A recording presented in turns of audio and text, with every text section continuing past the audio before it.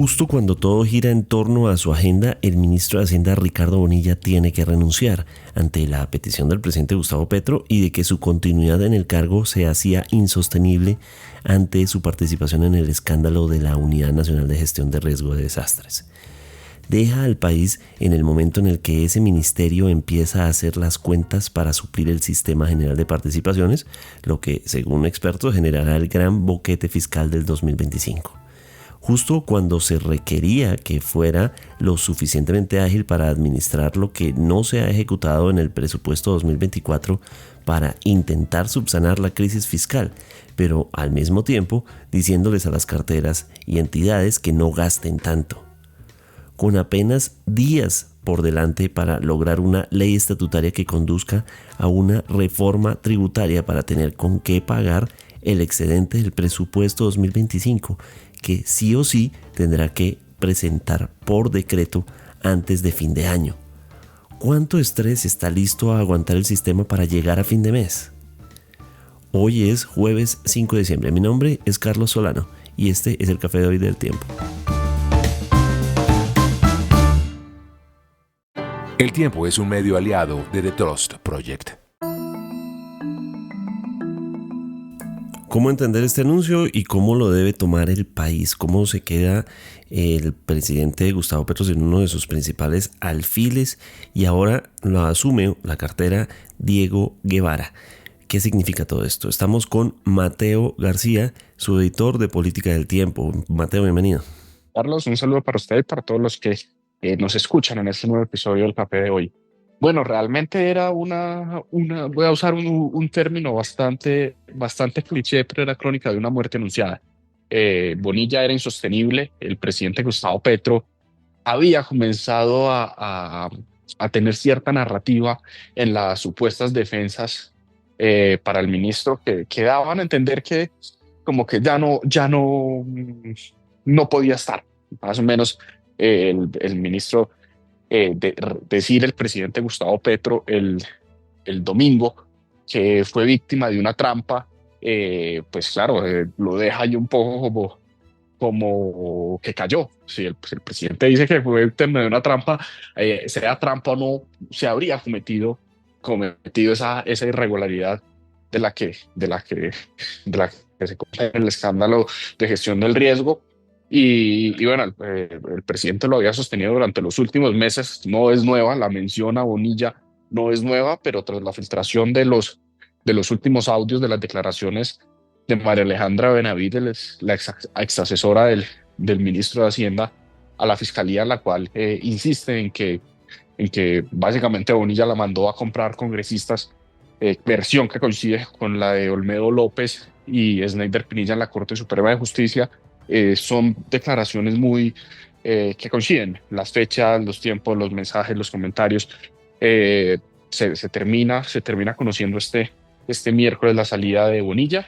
Sin embargo, la salida se acordó este martes en San Andrés. Bonilla estuvo en San Andrés, allá habló con periodistas y dijo que no, que nunca hubo cupos indicativos, nunca hubo compra de congresistas, pero fue este martes cuando habló con el presidente Gustavo Petro y le dijo que ya no más. Ahí acordaron que no seguía Bonilla y que el presidente le iba a pedir la renuncia. Sin duda es el funcionario más alto y de mayor rango que sale golpeado ya en este escándalo de corrupción del que apenas estamos comenzando a entender y a dimensionar. Presidente de Congreso, presidente de Cámara, consejera para las regiones y ahora un ministro. Entonces, apenas estamos por entender y por tratar de dimensionar. Y como usted lo mencionaba hace un momento, esto podría tener unas consecuencias en la reforma tributaria que hoy está virtualmente hundida. Virtualmente hundida. Bueno, y son muchas las cosas por las cuales estábamos pendientes del Ministerio de Hacienda, empezando por el presupuesto nacional, que entiendo antes del 31 de diciembre tiene que pasarla por decreto, ¿no? Sí, sí, recordemos que en septiembre se hundió el presupuesto del 2025, el cual pedía 523 billones de pesos, pero en Senado lo hundieron, liderados por Efraín Cepeda. El Senado, las comisiones económicas de Senado la hundieron porque estaba desfinanciado en 12 billones de pesos. El gobierno argumentaba que esa financiación se iba a lograr con una nueva reforma. Habían voces como la de Cepeda, es no, hagamos el presupuesto de 511 billones de pesos, que es la plata con la que cuenta la nación, y luego tramitemos la tributaria, y según lo que alcancemos a recoger en esa tributaria, que no golpee los bolsillos de los colombianos, hacemos una ley de adición presupuestal. El gobierno fue terco, no quiso ceder, y el Congreso le hundió el presupuesto y lo obligó a sacarlo vía decreto. El gobierno tiene hasta el 31 de diciembre para sacarlo vía decreto, pero si no tiene la reforma tributaria, le toca sacarlo por 511 billones de pesos, que es la plata con la que cuenta el Estado. Entonces, por eso hay unas consecuencias directas con la reforma tributaria, que está virtualmente hundida, porque los congresistas del Partido Conservador y del Partido Liberal anunciaron que van a votar negativa esta reforma. Solo una de las 4 comisiones que vote negativa a la reforma se hunde. Y estuvimos haciendo cuentas muy juiciosos, y en la comisión tercera de Senado tiene 9 votos en contra y unos 5 a favor máximo, y en la comisión cuarta de Senado tiene 10 en contra y unos 4 a favor, si no me falla la memoria, si no me falla la cuenta. Es decir, está virtualmente hundida. Pero curiosamente, y es algo que nos han contado desde el Congreso, la salida de Bonilla podría darle un nuevo aire a esta reforma. Ya había una especie de pacto, una especie de resistencia contra Bonilla. Ningún congresista quería nada con Bonilla. No queremos nada con ese señor, no queremos hacer negocios, no negocios de oscuros, sino no queremos llegar a acuerdos con él, porque está muy untado en ese caso de gestión del riesgo, dicen los parlamentarios, pero la llegada del nuevo ministro podría generar un poco de menos resistencia frente a la reforma, y de pronto podría llegar a unos acuerdos. Tal vez no lleguen a 12 billones, pero si consiguen 5 podría ser más. Pero habrá que esperar cómo llega el que era hasta hoy viceministro, pero insisto en que realmente la reforma, si no hay ni mayores novedades, está virtualmente hundida, pero significa que puede resucitar. Un escenario muy particular al que usted plantea, porque entonces el ministro Bonilla, quien venía siendo uno de los de más reconocimiento y poder dentro del gobierno, terminaba siendo también negativo, y ahora asume la cartera, por disposición del presidente, por supuesto, del el viceministro, quien es Diego Guevara, que uno podría decir que viene del mundo de la academia, que es además, pues podría llamarse lo que dicen un tecnócrata, un técnico en el cargo, ¿no?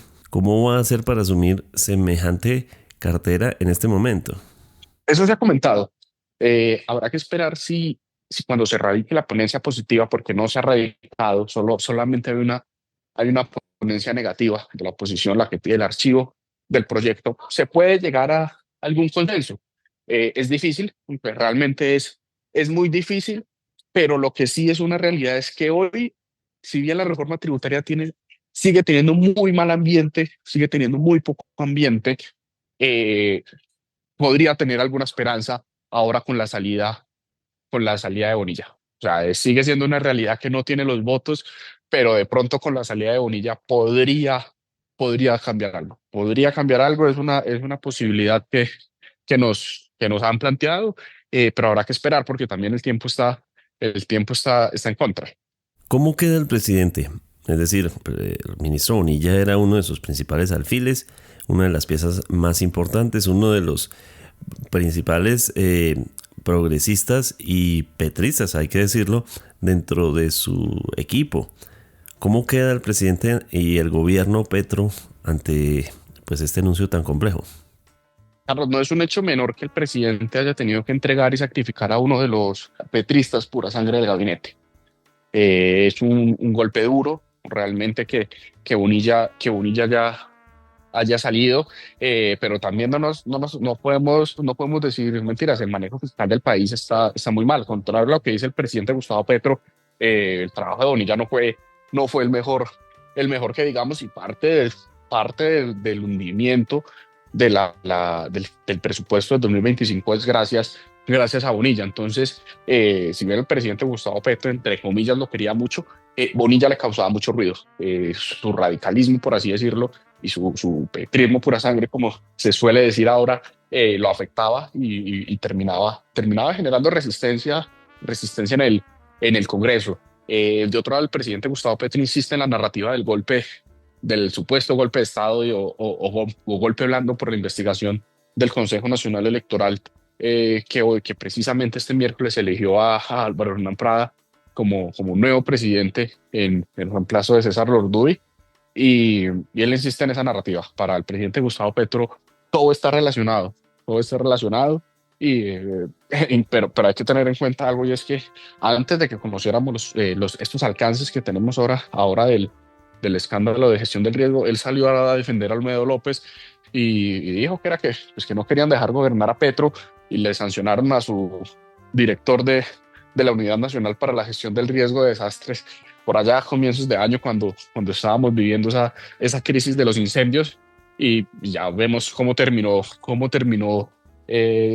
confesando Olmedo López todo ese entramado de corrupción al interior de la Unidad Nacional para la Gestión del Riesgo de Desastres. Y esto lo digo porque el presidente Gustavo Petro insiste en su narrativa del golpe de Estado y golpe blando, pero hay un hecho que él sumó a esa narrativa de golpe blando, y ese hecho ya hoy es innegable: que hubo un escándalo de corrupción que confesaron los protagonistas, y que tiene casi a nada de ir a la cárcel a Sandra Ortiz, la exconsejera presidencial para las regiones. Todo esto se enmarca, pero ya también se hablaba un poco de la salida de Bonilla. Acuérdense que se habla de un relevo en el gabinete, algunas caras que pueden salir porque la campaña se anticipa, y muchos gabinete van a querer salir o para aspirar a la presidencia o para ir al Senado, porque el presidente Gustavo Petro quiere tener una lista propia, porque en el pacto histórico no es realmente el presidente Gustavo Petro, es una alianza de partidos progresistas y partidos de izquierda, pero no todos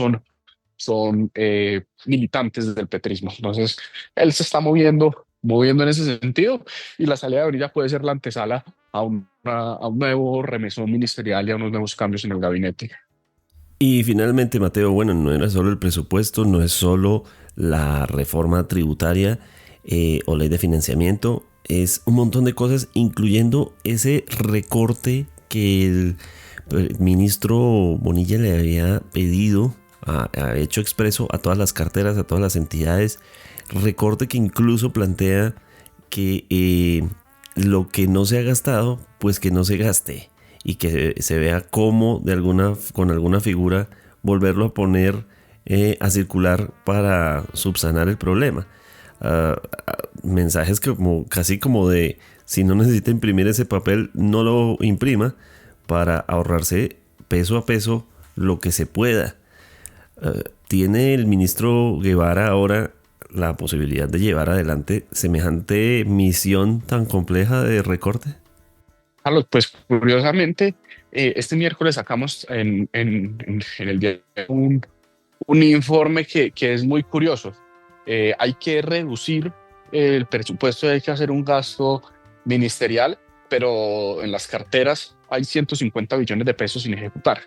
Esa plata es un poco más difícil de mover, pero sí es curioso. Hay que hacer un recorte presupuestal, pero ministerios como el de la igualdad no han ejecutado ni el 2% de la plata que tenían que ejecutar en este 2025. Entonces ya los economistas se explicarán mejor eso, pero llega el ministro de Hacienda, el nuevo ministro de Hacienda llega con la misión de tratar de rescatar la tributaria, y también con ese problema que se va a generar si no sacan la tributaria, y lo que tendrían que hacer con el decreto presupuestal del 2025, con el nuevo recorte que hubo, y con ese decreto presupuestal del 2025, que si no logran la tributaria lo tienen que bajar a 511 billones de pesos, y va a ser el ministro el encargado de echarle tijera a todas esas carteras y a todo el presupuesto, porque tendría que bajar 11 billones de pesos.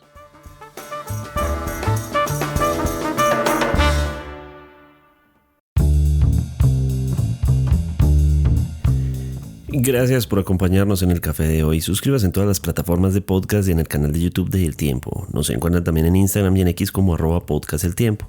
Además, si quieres recibir a través de WhatsApp la notificación de cada nuevo episodio, siga el enlace que se encuentra en la descripción o envíenos un mensaje con la palabra suscripción al teléfono 320-353-27 y haga parte de la comunidad del café de hoy. Este episodio fue producido por Juan Alejandro Motato. Mi nombre es Carlos Solano.